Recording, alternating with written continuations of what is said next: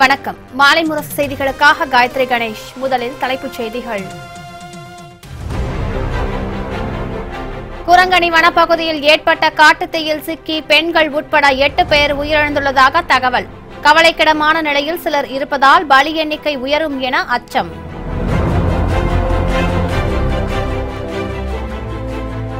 காட்டுத்தீயில் சிக்கியவர்களை பத்திரமாக மீட்க போர்க்கால அடிப்படையில் நடவடிக்கை. வனப்பகுதிக்குள் அத்துமீறி நுழைபவர்கள் மீது கடும் நடவடிக்கை எடுக்கப்படும் என்று முதலமைச்சர் எச்சரிக்கை.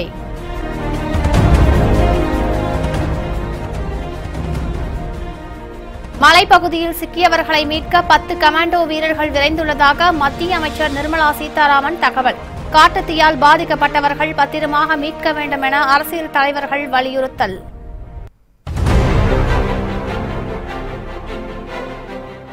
தமிழகத்தில் சட்டம் ஒழுங்கு சரியில்லை என கூறுவதற்கு மு.க. ஸ்டாலினுக்கு தகுதி இல்லை என முதலமைச்சர் பழனிசாமி சாடல். இந்தியாவிலேயே தமிழகம் அமைதி பூங்காவாக திகழ்வதாகவும் பெருமிதம்.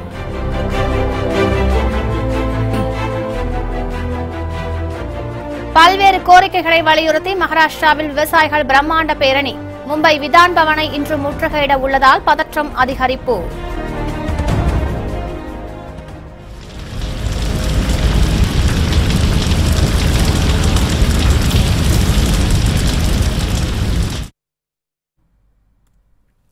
குரங்கணி மலைப்பகுதி காட்டுத்தீயில் சிக்கி பெண்கள் உட்பட 8 பேர் உயிரிழந்துள்ளதாக தகவல் வெளியாகியுள்ளது. சிலர் கவலைக்கிடமான நிலையில் இருப்பதால் பலி எண்ணிக்கை உயரும் என அஞ்சப்படுகிறது. தேனி மாவட்டம் போடி அருகே குரங்கணி மலைப்பகுதிக்கு சென்னை, ஈரோடு, திருப்பூர் பகுதிகளைச் சேர்ந்தவர்கள் மலையேற்ற பயிற்சிக்கு சென்றுள்ளனர். அப்போது திடீரென ஏற்பட்ட காட்டுத்தீயில் மாணவிகள் சிக்கிக் கொண்டனர். இந்த தீ விபத்தில் பலருக்கு தீக்காயம் ஏற்பட்டுள்ளது. சம்பவ இடத்திற்கு விரைந்து சென்ற காவல்துறை, வனத்துறை மற்றும் தீயணைப்புத் துறையினர் போர்க்கால அடிப்படையில் மாணவிகளை மீட்கும் பணியில் ஈடுபட்டனர். இதில் 9 பேர் பாதுகாப்பாக மீட்கப்பட்டு தேனி விருந்தினர் மாளிகையில் தங்க வைக்கப்பட்டுள்ளனர். மேலும் காட்டுத்தீயில் சிக்கி மாணவிகள் 8 பேர் உடல் கருகி உயிரிழந்துள்ளதாக தகவல் வெளியாகியுள்ளது. பலத்த காயங்களோடு மாணவிகள் 10 பேர் மீட்கப்பட்டு போடி மருத்துவமனையில் சிகிச்சை பெற்று வருகின்றனர். மேலும் சிலர் காட்டுத்தீயில் சிக்கியுள்ளதால் பலி எண்ணிக்கை உயரும் என அஞ்சப்படுகிறது. எப்படி நடந்துச்சுன்னு தெரியல. சில பேர்கள் அங்கிட்டு வேலை வெட்டிகளுக்கு போகிறவங்க தான் பீடி அடிச்சு கீழே கொடுத்துன்னு ஏதோ ஒரு சம்பவம் நடந்திருக்கும். அது வெயில் நேரம், உங்களுக்கு மழையும் கிடையாது, ஒரே இதாக காஞ்சி ஊதி கிடக்கிறதுனால லேசாக தீப்பட்டால் கூட பிடிச்சிரும். அந்த இதில் பிடிச்சதுங்க. அதில் கொஞ்சம் காற்று இருந்துச்சு. அப்போ லேடிஸ் தானே, உங்களுக்கு ஓட முடியலப்பா. இப்போ வந்ததில் வந்து மொத்தம் 39 பேர் மேலே வந்தவங்க, 12 பேர் கீழே வந்துட்டாங்க. ஜீப்பில் கேரளாவில் வந்து வந்துட்டாங்க. அது சின்ன குழந்தையெல்லாம் 2 பேர் இருந்தது. பாக்கியால் பூராமே நடந்து வந்தவங்க. ஜாலியாக நடந்து போவோம், ட்ரெக்கிங் வரவங்க நடந்தால் ஜாலியாக இருக்கும்னு வந்தவங்க. தீ வந்தது அவங்களுக்கு தெரியலப்பா, தெரியாமல் மாட்டிக்கிட்டாங்க. ஏன்னா நம்ம பார்க்கல, அந்த காட்டுக்குள்ளே ஒன்றும் தெரியாதுல்ல, ஆள் புழங்காத இடம், ஒத்தேடி பாதை, அதனால மாட்டிக்கிட்டாங்க. இதனிடையே போடி மருத்துவமனைக்கு சென்ற துணை முதல்வர் பன்னீர்செல்வம் சிகிச்சை பெற்று வரும் மாணவிகளை சந்தித்து ஆறுதல் கூறினார். பாதிக்கப்பட்டவர்களின் உடல்நிலை குறித்து மருத்துவரிடம் கேட்டறிந்தார். அப்போது வனத்துறை அமைச்சர் திண்டுக்கல் சீனிவாசன் உடனிருந்தார். இதேபோன்று சுகாதாரத்துறை அமைச்சர் விஜயபாஸ்கர் தேனி அரசு மருத்துவமனையில் அனுமதிக்கப்பட்ட மாணவிகளை நேரில் சந்தித்து நலம் விசாரித்தார். இங்கே வந்து ஃபுல் ஃபிளெஜ்டு வந்து நம்ம டீன் தலைமையில் இங்கே மருத்துவ குழு இருக்காங்க, எக்ஸ்பர்ட்ஸ் இருக்காங்க, தயார் நிலையில் எல்லாருமே இருந்து தேவையான அந்த ட்ரீட்மெண்ட் நம்ம ஸ்டார்ட் பண்ணிக்கிறோம். உங்களுக்கு தெரியும், பொதுவாக பேர்ன்ஸ் பொறுத்த வரைக்கும் நம்ம வந்து பேர்ன்ஸ் நம்ம பர்சன்டேஜ் கம்மியாக இருக்கிறப்ப 100% அவர்களை பூர்ண குணமடைய முடியும். அதுக்கான இன்னும் மதுரையிலேருந்து பிளாஸ்டிக் சர்ஜன்ஸ் எல்லாம் டீம் வந்திருக்காங்க. களத்துலையும் மருத்துவக்குழு தயாராக இருக்குது, குரங்கணிலையும் மருத்துவக்குழு தயாராக இருக்குது, போடியிலையும் மருத்துவக்குழு தயாராக இருக்குது, இங்கேயும் மருத்துவக்குழு தயாராக இருக்குது. மதுரை அரசு மருத்துவமனையிலையும் பேர்ன்ஸ் வார்டில் அங்கேயும் நம்ம தயாராக வச்சுருக்கிறோம் என்பதை உங்களுக்கு தெரிவிச்சு விடுறேன். அது மட்டும் இல்லாமல் 13 ஆம்புலன்ஸ் தயார் நிலையில் இருக்குது. போடி அருகே காட்டுத்தீயில் சிக்கியவர்களை பத்திரமாக மீட்க போர்க்கால அடிப்படையில் நடவடிக்கை எடுக்கப்பட்டுள்ளதாக முதலமைச்சர் பழனிசாமி தெரிவித்தார். சேலத்தில் செய்தியாளர்களை சந்தித்த அவர் தீ விபத்து குறித்து உரிய விசாரணை மேற்கொண்டு நடவடிக்கை எடுக்கப்படும் என்றும் வனப்பகுதிக்குள் அத்துமீறி நுழைபவர்கள் மீது கடும் நடவடிக்கை எடுக்கப்படும் என்றும் எச்சரித்தார். வனத்துறை மந்திரி அங்கே ஸ்பாட்டுக்கு போயிருப்பாரு. போன பிறகு அங்களுடைய நிலைமை என்ன, எவ்வளவு பேர் அங்கே போனாங்க, எந்தெந்த பகுதியிலிருந்து போனாங்க, அவர்கள் எப்போ மலை ஏறினாங்க, இப்போ எவ்வளவு பேர் மீட்கப்பட்டிருக்குது, எவ்வளவு பேர் இன்னும் காட்டு பகுதியில் இருக்கிறாங்க, அதை எப்படி காப்பாற்ற வேண்டும் என்பதையெல்லாம் போய் விளவமாக கேட்டு உங்களுக்கு நாளைக்கு தெளிவாக தரப்படும். ஆகவே அரசு அதற்குண்டான முயற்சியை இறங்கி இருக்குது. அனைவரையும் மீட்பதற்குண்டான நடவடிக்கை எடுக்கப்பட்டிருக்கிறது. உதவியாளர் பேசி மீட்புக்கு தேவையான ஹெலிகாப்டர் உதவியை பெறுவதற்கான நடவடிக்கை மேற்கொள்ள வேண்டும் என்று தெரிவிச்சிருக்கிறேன். அனைத்து உதவிகளோடு அந்த தீ விபத்தில் பாதிக்கப்பட்டு அதுக்குள்ள காட்டுக்குள் இருப்பவர்களை மீட்பதற்கான நடவடிக்கை அரசு. குரங்கணி காட்டுத்தீயில் சிக்கியவர்களை மீட்க நடவடிக்கை எடுக்கப்பட்டு வருவதாக பாதுகாப்புத்துறை அமைச்சர் நிர்மலா சீதாராமன் கூறியுள்ளார். இது தொடர்பாக அவர் ட்விட்டரில் பதிவிட்டுள்ள செய்தியில் விஞ்ச் பயன்படுத்தி மலைப்பகுதியில் சிக்கியுள்ளவர்களை மீட்க நடவடிக்கை எடுக்கப்படுவதாக தெரிவித்துள்ளார். சம்பவ இடத்திற்கு சூலூரில் இருந்து 10 கமாண்டர்கள் சென்றுள்ளதாகவும் இரவுக்குள் அனைவரும் மீட்க நடவடிக்கை எடுக்கப்படும் என்று நிர்மலா சீதாராமன் குறிப்பிட்டுள்ளார். போடி அருகே குரங்கணி மலை காட்டுத்தீயில் சிக்கியுள்ள மாணவிகளை பத்திரமாக மீட்க வேண்டும் என்று முதலமைச்சர் உட்பட அரசியல் தலைவர்கள் வலியுறுத்தியுள்ளனர். இது தொடர்பாக முதலமைச்சர் பழனிசாமி விடுத்துள்ள அறிக்கையில் போடியில் உள்ள குரங்கணி மலைப்பகுதியில் திடீரென ஏற்பட்ட காட்டுத்தீயில் மலையேற்றம் பயிற்சிக்கு சென்றவர்கள் சிக்கியுள்ளனர் என்ற செய்தியை அறிந்து மனவேதனை அடைந்ததாக தெரிவித்துள்ளார். மலைப்பகுதியில் சிக்கியவர்களை பத்திரமாக மீட்க அதிகாரிகளுக்கு உத்தரவிட்டுள்ளதாக கூறியுள்ள முதலமைச்சர் போர்க்கால அடிப்படையில் மீட்புப் பணிகளை மேற்கொள்ள தீயணைப்புத்துறை, வனத்துறை, வருவாய்த்துறை மற்றும் காவல்துறையினர் சம்பவ இடத்திற்கு விரைந்துள்ளதை சுட்டிக்காட்டியுள்ளார். மார்க்சிஸ்ட் கம்யூனிஸ்ட் கட்சியின் மாநில செயலாளர் பாலகிருஷ்ணன் விடுத்துள்ள செய்தியில் காட்டுத்தீயில் சிக்கியுள்ள ஒரு பகுதியினரை மீட்டுள்ள நிலையில் மேலும் பலர் தீயில் சிக்கியிருப்பதாக தகவல் வெளியாகியுள்ளது என்று குறிப்பிட்டுள்ளார். காட்டுத்தீ உள்ள பகுதியில் பெண்களை எப்படி அனுமதித்தார்கள் என்பது புரியவில்லை என்றும் இது தொடர்பாக அரசு உரிய விசாரணை நடத்த வேண்டும் என்றும் அவர் வலியுறுத்தியுள்ளார். காட்டுத்தீயில் சிக்கியுள்ள மாணவிகளின் குடும்பத்தினருக்கு நல்ல செய்தியினை தருவார்கள் என்ற நம்பிக்கை தனக்கு இருப்பதாக சமத்துவ மக்கள் கட்சித் தலைவர் சரத்குமார் கூறியுள்ளார். உடலில் எந்த பாதிப்பும் இல்லாமல் அனைத்து மாணவிகளும் பாதுகாப்புடன் மீட்கப்பட்டு இல்லம் திரும்புவார்கள் என்றும் அவர் நம்பிக்கை தெரிவித்துள்ளார். போடி அருகே காட்டுத்தீயில் சிக்கி பத்திரமாக மீட்கப்பட்டுள்ள மாணவிகளின் விவரங்கள் தற்போது தெரியவந்துள்ளது. அவர்களுக்கு தேவையான சிகிச்சைகளை மருத்துவர்கள் அளித்து வருகின்றனர். குரங்கணி மலைப்பகுதியில் மலையேற்ற பயிற்சிக்கு சென்னையை சேர்ந்த 24 பேரும் ஈரோடு திருப்பூர் பகுதியைச் சேர்ந்த 12 பேரும் மொத்தம் 36 பேர் 2 குழுக்களாக சென்றுள்ளனர். இதில் 25 பெண்கள், 8 ஆண்கள், 3 சிறுவர்கள் அடங்குவர்.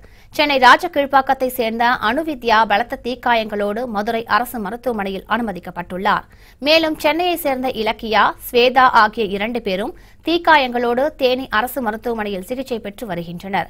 இதேபோன்று காட்டுத்தீயில் சிக்கிக்கொண்ட விஜயலட்சுமி, நிவேதா என்பவர்களும் மீட்கப்பட்டுள்ளனர். சென்னை மடிப்பாக்கம் மோனிஷா, வேளச்சேரி பூஜா, குரோம்பேட்டை சஹானா, திருப்பூரை சேர்ந்த ராஜசேகர், பாவனா, சாதனா, ஈரோட்டை சேர்ந்த நேகா ஆகியோர் பத்திரமாக மீட்கப்பட்டுள்ளனர். தீக்காயம் அடைந்தவர்களுக்கு சிகிச்சை அளிப்பதற்காக ஆண்டிப்பட்டி அரசு மருத்துவமனையில் 50 டாக்டர்கள், 300 செவிலியர்களும் 24 மணி நேரமும் தயார் நிலையில் உள்ளனர். இதேபோன்று 6 மருத்துவ குழுக்கள், 13 ஆம்புலன்ஸ் வண்டிகளும் தயாராக இருப்பதாக மாவட்ட ஆட்சியர் பல்லவி பல்தேவ் கூறியுள்ளார்.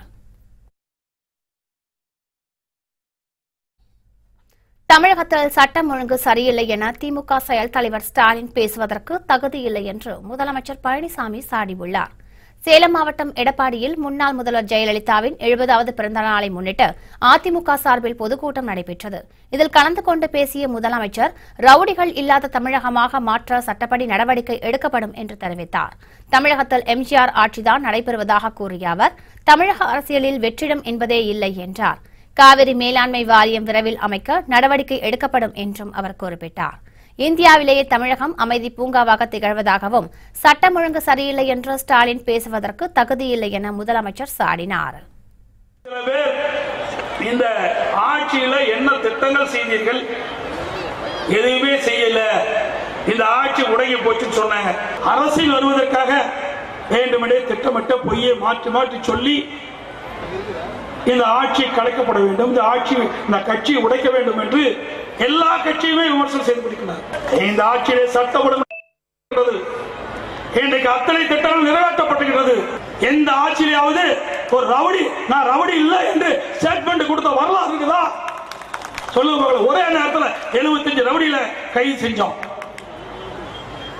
அந்த ரவுடியை கைது செய்த பொழுது நான் ரவுடியே இல்லை என ஒத்துக்கிட்டான்.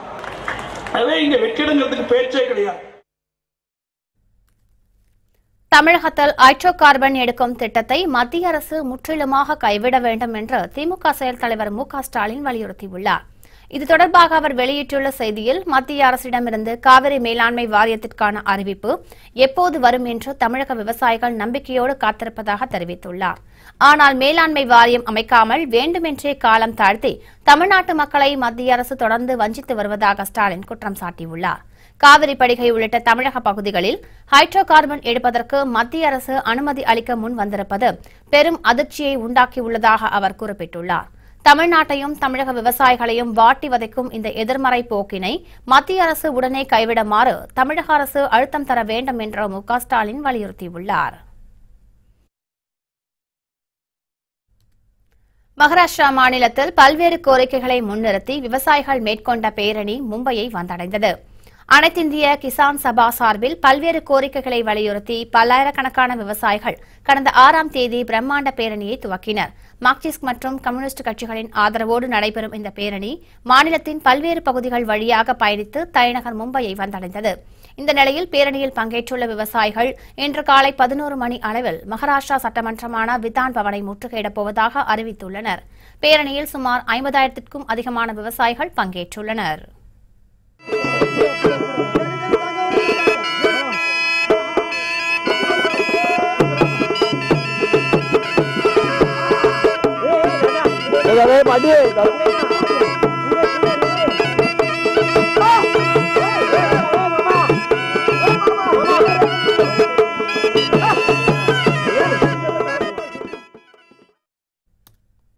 பங்குனி மாத பூஜை பங்குனி உத்திர ஆராட்டு திருவிழாவை ஒட்டி சபரிமலை ஐயப்பன் கோவிலில் நடை வருகிற 14ஆம் தேதி திறக்கப்படுகிறது.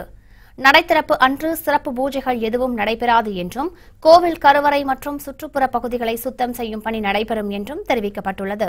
மேலும் பங்குனி உத்திர ஆராட்டு திருவிழாவை ஒட்டி வருகிற 20ஆம் தேதி மாலை மீண்டும் கோவில் நடை திறக்கப்படுகிறது. இந்த திருவிழா 10 நாட்கள் நடைபெறுகிறது. பங்குனி மாத பூஜை மற்றும் கோவில் திருவிழா தொடர்ச்சியாக வருவதால் வருகிற 14ஆம் தேதி முதல் 30ஆம் தேதி வரை தொடர்ச்சியாக 17 நாட்கள் நடை திறந்திருக்கும் என தெரிவிக்கப்பட்டுள்ளது. மத்திய பிரதேசத்தில் ஓடும் ரயிலில் ஏற முயன்ற பெண் தவறி நடைமேடைக்கும் ரயில் சக்கரங்களுக்கும் இடையே விழுந்ததால் பெரும் பரபரப்பு ஏற்பட்டது.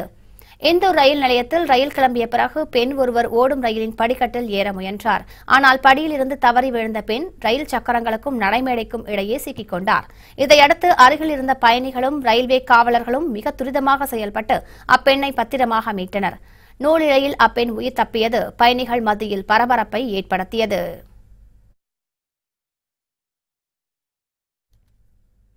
இமயமலைக்கு சுற்றுப்பயணம் மேற்கொண்டுள்ள நடிகர் ரஜினிகாந்த் காஷ்மீரில் உள்ள சிவன் குகையில் சுவாமி தரிசனம் செய்தார். தமிழகத்தில் புதிய கட்சி தொடங்கி ஆன்மீக அரசியலில் ஈடுபடப் போவதாக தெரிவித்துள்ள நடிகர் ரஜினிகாந்த் விரைவில் தனது கட்சியின் பெயரை அறிவிப்பார் என எதிர்பார்க்கப்படுகிறது. இந்த நிலையில் 8 ஆண்டுகளுக்கு பிறகு 15 நாட்கள் சுற்றுப்பயணமாக ரஜினிகாந்த் இமயமலை புறப்பட்டு சென்றுள்ளார். காஷ்மீர் சென்றடைந்த அவர் ரியாசி மாவட்டத்தில் அமைந்துள்ள சிவ்கோரி எனப்படும் சிவன் குகைக்கு சென்று வழிபட்டார். கோவில் நிர்வாகம் சார்பில் ரஜினிகாந்துக்கு சிறப்பான வரவேற்பு அளிக்கப்பட்டது. அப்போது செய்தியாளர்களிடம் பேசிய அவர் தான் ஒரு பக்தராக இமயமலைக்கு செல்லவிருப்பதாக கூறினார். அரசியலில் இறங்கும் வரை அது குறித்து தான் பேச விரும்பவில்லை என்றும் ரஜினிகாந்த் தெரிவித்தார். தொடரும் செய்திகள். காவிரி பிரச்சனையில் முதலமைச்சர் பழனிசாமியை பிரதமர் மோடி மதிக்கவில்லை. திமுக முதன்மை செயலாளர் துரைமுருகன் குற்றச்சாட்டு.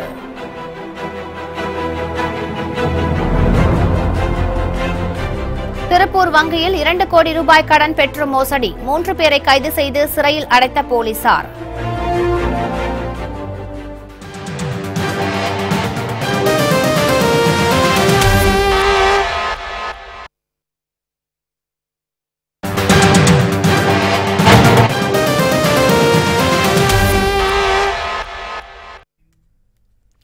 தமிழகத்தின் பல்வேறு பகுதிகளில் மானிய விலை அம்மா ஸ்கூட்டர் திட்ட தொடக்க விழா நடைபெற்றது.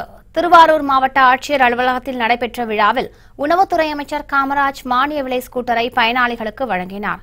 பின்னர் செய்தியாளர்களை சந்தித்த அவர் இந்த ஆண்டு இறுதிக்குள் 1825 ஸ்கூட்டர்கள் வழங்கப்பட உள்ளதாக தெரிவித்தார். அம்மா அவருடைய அரசு நிறைவேற்றிக் கொண்டிருக்கிறது என்பதை தெரிவித்துக் கொள்கிறேன். இன்றைக்கு திருவாரூர் மாவட்டத்தில் 100 உழைக்கும் மகளிருக்கு 25,000 ரூபாய் மானியத்தோடு கூடிய அந்த ஸ்கூட்டி வழங்குகிற நிகழ்ச்சியை தொடங்கி வைத்திருக்கிறோம். திருவாரூர் மாவட்டத்தில் மொத்தம் இந்த ஆண்டுக்கு மட்டும் 1825 ஸ்கூட்டி வழங்க வேண்டும் என மாண்புமிகு முதலமைச்சர் அவர்கள் உத்தரவிட்டிருக்கிறார்கள். கிருஷ்ணகிரியில் நடைபெற்ற விழாவில் விளையாட்டுத்துறை அமைச்சர் பாலகிருஷ்ணா ரெட்டி கலந்து கொண்டு பயனாளிகளுக்கு மானிய விலை ஸ்கூட்டரை வழங்கினார். பின்னர் நிகழ்ச்சியில் பேசிய அவர் மத்திய அரசின் திட்டங்களை மாநில அரசு முனைப்புடன் செயல்படுத்தி வருவதாக தெரிவித்தார். கிராமப்புறங்களில் பார்த்தீங்கன்னா ஆடு மாடு கொடுக்கிற வளர்ப்பு இது கூட அம்மா பெண்கள் வாழ்வாதார முன்னேற்றத்துக்காக தான் கொடுத்துருக்காங்க. அதே மாதிரி பார்த்தீங்கன்னா நீங்கள் இன்னைக்கு சங்கங்களுக்கு லோன் நீங்கள் பார்த்தீங்கன்னா அதிகமாக 26,000 கோடி இந்த 5 வருஷத்துல நம்மளுடைய அம்மாவோட அரசு தான் கடந்த பட்ஜெட் இது பண்ணி வருஷத்துக்கு 6,000 கோடி கொடுத்துருக்காங்க. இந்த மாதிரி திட்டங்கள் பெண்களுக்காக கொண்டு வந்தது ஒரே ஒரு அம்மாவோட அரசு தான். கடலூரில் நடைபெற்ற விழாவில் தொழில்துறை அமைச்சர் MC சம்பத் பங்கேற்று மானிய விலை ஸ்கூட்டரை பயனாளிகளுக்கு வழங்கினார். மேலும் வீடுகளை இழந்த 167 பேருக்கு இலவச வீட்டுமனை பட்டாக்களையும் அமைச்சர் வழங்கினார். ஊரக பகுதியிலையும் கிராம பகுதியிலையும் அடங்கும். குறிப்பாக தாழ்த்தப்பட்ட சமுதாயத்துக்கு கிட்டத்தட்ட ஒரு 830 வெஹிக்கிள் நாங்கள் கொடுக்குறோம். இதில் 25% 50% சப்சிடி, மினிமம் 25,000 ரூபாய் மானியம் வழங்குகின்ற திட்டம் இது.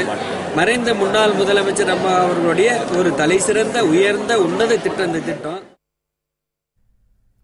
காவிரி பிரச்சனையில் முதலமைச்சர் பழனிசாமியை பிரதமர் மோடி மதிப்பதில்லை என்று திமுக முதன்மை செயலாளர் துரைமுருகன் குற்றம் சாட்டியுள்ளார். வேலூர் மாவட்டம் காட்பாடியில் திமுக செயல் வீரர்கள் கூட்டம் நடைபெற்றது. இதில் கலந்து கொண்டு பேசிய துரைமுருகன் திமுக தலைவர் கருணாநிதி இன்னும் 3 மாதத்தில் பேசுவார் என்று கூறினார். தமிழகத்தில் அதிமுக அரசு நிலைக்காது என்று குற்றம் சாட்டிய துரைமுருகன் திமுக தற்போது மத்திய மாநில அரசுகளோடு போராட வேண்டிய நிலையில் உள்ளதாக தெரிவித்தார். காவிரி பிரச்சனையில் தமிழக முதல்வரை பிரதமர் மோடி மதிப்பதில்லை என்றும் அதனால்தான் தமிழக எம்பிக்கள் ராஜினாமா செய்ய வலியுறுத்தியதாக துரைமுருகன் கூறினார்.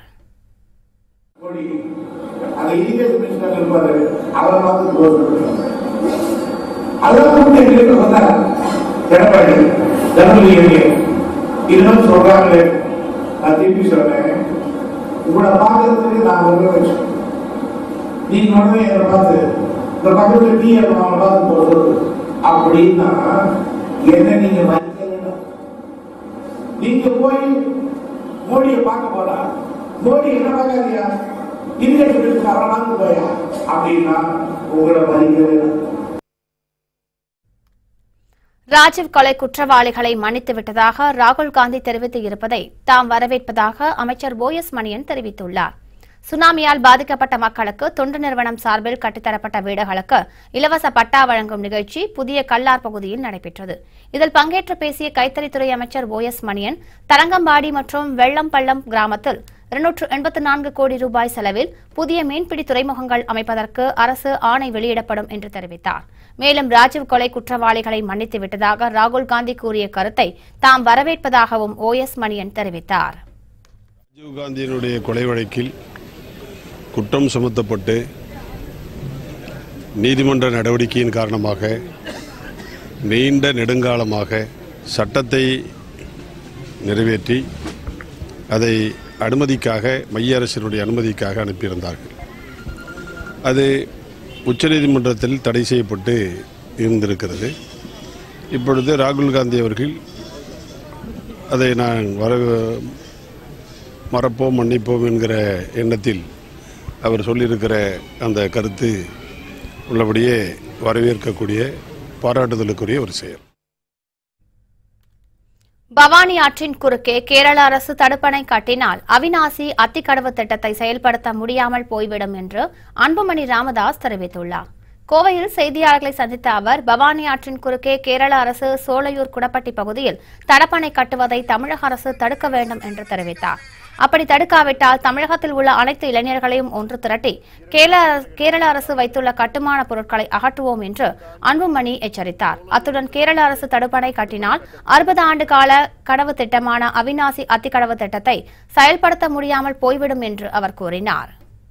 பவானி ஆற்றின் குறுக்கே 6 தடுப்பணைகளை கட்ட திட்டமிட்டு 2 தடுப்பணைகளை கடந்த ஆண்டு கட்டிவிட்டார்கள். இந்த ஆண்டு சோலையூர் என்ற பகுதியிலே தடுப்பணை கட்ட திட்டமிட்டிருக்கின்றார்கள். இதை தடுத்து நிறுத்த வேண்டும் என பாட்டாளி மக்கள் கட்சி சார்பில் கேரளா எல்லையிலே ஆனைக்கட்டி என்ற பகுதியிலே மிகப்பெரிய போராட்டத்தை நாங்கள் நடத்தியிருக்கின்றோம். கர்நாடக தேர்தலை கருத்தில் கொண்டு காவிரி மேலாண்மை வாரியம் அமைக்காமல் மத்திய அரசு தமிழகத்திற்கு துரோகம் இழைத்துவிட்டதாக ஜவஹர்லால் குற்றம் சாட்டியுள்ளார். நாகூரில் செய்தியாளர்களை சந்தித்த அவர் ராஜீவ்காந்தி கொலையாளிகளை மன்னித்து விட்டதாக ராகுல் காந்தி கூறியதை வரவேற்பதாக தெரிவித்தார். அத்துடன் சிறையில் உள்ள பேரறிவாளன் உட்பட 7 தமிழர்களையும் மத்திய அரசு உடனே விடுதலை செய்ய வேண்டும் என்று ஜவஹர்லால் வலியுறுத்தினார். கர்நாடக தேர்தலை கருத்தில் கொண்டு காவிரி மேலாண்மை வாரியம் அமைக்காமல் மத்திய அரசு தமிழகத்திற்கு துரோகம் இழைத்துவிட்டதாகவும் அவர் குற்றம் சாட்டினார். தமிழக மக்களுக்கு வஞ்சம் செய்து கர்நாடகத்திலே அற்ப தேர்தல் ஆதாயத்திற்காக வேண்டி மோடி அரசு தமிழக விவசாயிகளுடைய நலனிலே தமிழக மக்களுடைய நலனுக்கு துரோகம் செய்து காவிரி மேலாண்மை வாரியம் அமைப்பதை தள்ளி போடுகிறது. இதை வன்மையாக கண்டிக்கின்றோம். தமிழக சிறையில் ஆயுள் தண்டனை அனுபவித்து வரக்கூடிய ராஜீவ் கொலை வழக்கில் குற்றஞ்சாட்டப்பட்டு தண்டனை அனுபவித்து வரக்கூடிய 7 தமிழர்களும் உடனடியாக விடுதலை செய்ய வேண்டும் என்று மனிதநேய மக்கள் கட்சியின் சார்பாக கேட்டுக்கொள்கிறேன். உதவி பேராசிரியர்கள் தேர்வில் நடக்கும் குற்றங்களை தடுக்க தமிழக அரசு விரைந்து நடவடிக்கை எடுக்க வேண்டும் என்று நெட்ஸ்லேட் சங்கம் வலியுறுத்தியுள்ளது. சென்னை பத்திரிகையாளர் மன்றத்தில் செய்தியாளர்களை சந்தித்த இச்சங்கத்தின் தலைவர் மதுசூதனன் தமிழகத்தில் அரசு பல்கலைக்கழகங்களில் நடைபெறும் முறைகேடுகளை தடுக்க ஊழல் கண்காணிப்பு அமைப்பை அரசு அமைத்திட வேண்டும் என்று கோரிக்கை வைத்தார். மேலும் உதவி பேராசிரியர்களாக தேர்வு செய்யப்படுபவர்கள் குறித்த விவரங்களை தெளிவாக சம்பந்தப்பட்ட பல்கலைக்கழகங்கள் இணையதளத்தில் வெளியிட வேண்டும் எனவும் அவர் வலியுறுத்தினார். தற்போது அண்ணாமலை பல்கலைக்கழகத்தில் இதுபோன்ற முறைகேடுகள் நடக்க முயற்சி நடப்பதாகவும் அவர் குற்றம் சாட்டினார். பல்கலைக்கழகத்தில் நடைபெறுகின்ற பணி நியமனங்கள் வெளிப்படைத்தன்மையாக இருக்க வேண்டும் என்று நெட்செட் அசோசியேஷன் கேட்டுக்கொள்கின்றது. அந்த மாதிரி நியமனம் செய்யப்பட்ட நியமனங்களை அந்த பல்கலைக்கழகத்தில் இருக்கின்ற இணையதளத்தில் எவ்வாறு எந்த ரோசஸ் சிஸ்டத்தில் ஃபாலோ பண்ணியிருக்கிறார்கள், அவர்கள் பெற்ற மதிப்பெண்கள் என்ன, நேர்முக தேர்வுகளில் பெற்ற மதிப்பெண்கள் என்ன என்பதை தெளிவாக வெளிப்படுத்த வேண்டும் என்று கேட்டுக்கொள்கின்றோம். திருப்பூர் ஸ்டேட் வங்கி கிளையில் 2 கோடி ரூபாய் கடன் பெற்று மோசடி செய்த நபர்கள் சிறையில் அடைக்கப்பட்டனர். திருப்பூர் ஸ்டேட் வங்கியில் பிரகாஷ் மற்றும் அவரது நண்பர்கள் கார் வாங்குவதற்காக சுமார் 2 கோடி ரூபாய் கடன் பெற்றுள்ளனர். பின்னர் கார் வாங்கியதற்கான ஆவணங்களை பிரகாஷ் வங்கி மேலாளரிடம் சமர்ப்பித்துள்ளார். இந்த நிலையில் வங்கி அதிகாரி ஆவணங்களை சோதித்த போது அது போலியானவை என்பதும் பிரகாஷ் கடன் மோசடியில் ஈடுபட்டு இருப்பதும் தெரியவந்துள்ளது. இதையடுத்து வங்கி மேலாளர் அளித்த புகாரின் அடிப்படையில் பிரகாஷ் மற்றும் அவரது நண்பர்களை போலீசார் கைது செய்து கோவை மத்திய சிறையில் அடைத்தனர். கம்பம் அருகே லாரி கவிழ்ந்து விபத்துக்குள்ளானதில் லாரி ஓட்டுநர் உட்பட 2 பேர் உயிரிழந்தனர். கேரள மாநிலத்தில் இருந்து கரிப்பிளாக்காயை ஏற்றிக்கொண்டு லாரி ஒன்று தேனி மாவட்டம் கம்பம் அருகே வந்து கொண்டிருந்தது. குமுளி மலைசாலையில் உள்ள 2வது கொண்டை ஊசி வளைவில் வந்தபோது ஓட்டுநர் கட்டுப்பாட்டை இழந்த லாரி 300 அடி பள்ளத்தில் கவிழ்ந்து விபத்துக்குள்ளானது. தகவலின் பேரில் போலீசார் மற்றும் தீயணைப்புத் துறையினர் படுகாயமடைந்த லாரி ஓட்டுநர் அலி மற்றும் அவரது நண்பர் ருஸ்தம் ஆகியோரை மீட்டு மருத்துவமனைக்கு கொண்டு சென்றனர். ஆனால் இருவரும் பாதி வழியிலேயே உயிரிழந்தனர். இது தொடர்பாக போலீசார் வழக்கு பதிவு செய்து விசாரணை நடத்தி வருகின்றனர். வேலூர் அருகே தனியார் தொழிற்சாலையில் ஏற்பட்ட பயங்கர தீ விபத்தில் லட்சக்கணக்கான ரூபாய் மதிப்புள்ள பொருட்கள் எரிந்து நாசமாயின. நெல்லிக்குப்பம் பகுதியில் சிப்காட் பூங்கா உள்ளது. இங்கு கார் உதிரி பாகங்கள் தயாரிக்கும் தனியார் தொழிற்சாலை ஒன்று இயங்கி வந்தது. இந்த தொழிற்சாலையில் நேற்று திடீரென தீ விபத்து ஏற்பட்டது. இதில் தொழிற்சாலையில் இருந்த மூலப்பொருட்கள், இயந்திரங்கள் அனைத்தும் தீயில் கருகி நாசமாயின. இதன் மதிப்பு பல லட்சம் என கூறப்படுகிறது. ஞாயிற்றுக்கிழமை என்பதால் அதிர்ஷ்டவசமாக தொழிற்சாலையில் ஊழியர்கள் யாரும் இல்லை. இதனால் உயிர் சேதம் தவிர்க்கப்பட்டது. தொடரும் செய்திகள். சீனாவில் பனிக்குவியலுக்குள் சிக்கிக்கொண்ட வாகனம், நீண்ட போராட்டத்திற்கு பிறகு பயணிகள் பத்திரமாக மீட்பு.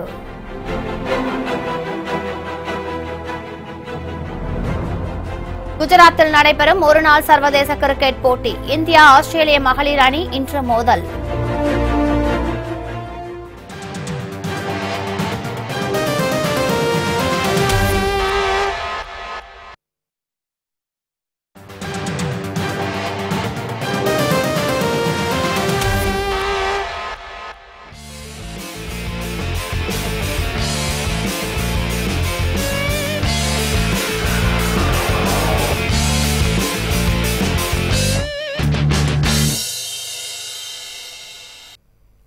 சீனாவில் பனிக்குவியலுக்குள் சிக்கிக்கொண்ட பயணிகளின் வாகனத்தை நீண்ட போராட்டத்திற்கு பிறகு பாதுகாப்பு அதிகாரிகள் பத்திரமாக மீட்டனர். மங்கோலிய எல்லையை ஒட்டிய சீன பகுதியில் பயணித்துக் கொண்டிருந்த வாகனம் ஒன்று கடும் பனிப்பொழிவின் காரணமாக பனிக்குவியலுக்குள் சிக்கிக்கொண்டது. அந்த வாகனத்திற்குள் சிறு குழந்தைகள், பெண்கள் என 16 பயணிகள் இருந்த நிலையில் எல்லையில் பாதுகாப்பில் ஈடுபட்டு இருந்த வீரர்கள் தங்களது பாதுகாப்பு வாகனத்தின் மூலம் அந்த காரை பத்திரமாக மீட்டனர். தாமதித்து இருந்தால் காரை முழுவதுமாக பனி மூடியிருக்கும் என்றும் பயணிகளும் பெரும் அபாயத்தை சந்திக்க நேர்ந்திருக்கும் என்றும் அதிகாரிகள் தெரிவித்துள்ளனர்.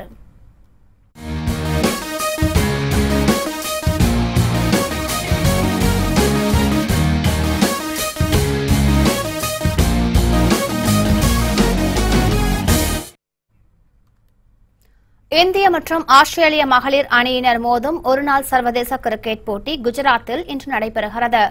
வதோதரா நகரில் நடைபெறும் இந்த போட்டியில் பங்கேற்க உள்ள மகளிர் அணியினர் முன்னதாக கடும் பயிற்சியில் ஈடுபட்டனர்.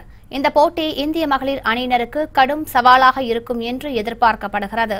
இந்த போட்டியில் வெற்றி பெறும் அணியினர் 2021ஆம் ஆண்டு நடைபெறவுள்ள பெண்களுக்கான உலகக்கோப்பை கிரிக்கெட் போட்டியில் பங்கேற்க தகுதி பெறுவர். இதுவரை நடைபெற்ற 43 போட்டிகளில் ஆஸ்திரேலியா 34 போட்டிகளிலும் இந்தியா 9 போட்டிகளிலும் வெற்றி பெற்றுள்ளது.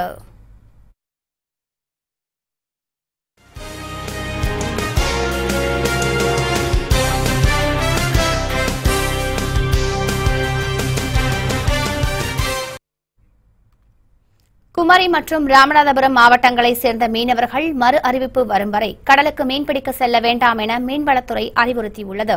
இலங்கை பகுதியை ஒட்டி நிலவும் காற்றழுத்த தாழ்வு பகுதி அடுத்த 48 மணி நேரத்தில் வடமேற்கு திசையில் நகர்ந்து குமரி மற்றும் அதனை சுற்றியுள்ள தென்கிழக்கு அரபிக்கடலில் வலுவான காற்றழுத்த பகுதியாக மாறும் நிலை உள்ளது. இந்த காற்றழுத்த பகுதி செவ்வாய்க்கிழமைக்கு பின்னர் தென்கிழக்கு அரபிக்கடலில் காற்றழுத்த மண்டலமாக வலுப்பெறக்கூடும் என்பதால் குமரி கடல் பகுதியில் மணிக்கு 40 கிலோமீட்டர் முதல் 60 கிலோமீட்டர் வேகத்தில் காற்று வீசும் என்று தெரிவிக்கப்பட்டுள்ளது. எனவே அடுத்த வரும் 2 நாட்களுக்கு மன்னார் வளைகுடா, குமரிக்கடல், தெற்கு கேரளா உள்ளிட்ட கடல் பகுதிகளுக்கு மீனவர்கள் செல்ல வேண்டாம் என்று வானிலை மையம் எச்சரித்துள்ளது. இதனிடையே குமரி மற்றும் ராமநாதபுரம் மாவட்டங்களைச் சேர்ந்த மீனவர்கள் மறு அறிவிப்பு வரும் வரை கடலுக்கு மீன்பிடிக்க செல்ல வேண்டாம் என மீன்வளத்துறை அறிவுறுத்தியுள்ளது. புத்தம் புதிய செய்திகள் அவ்வப்போது முழுமையாக மாலை முரசு தொலைக்காட்சி வழங்கும். இணைந்திருங்கள் மாலை முரசு தொலைக்காட்சியோடு. வணக்கம்.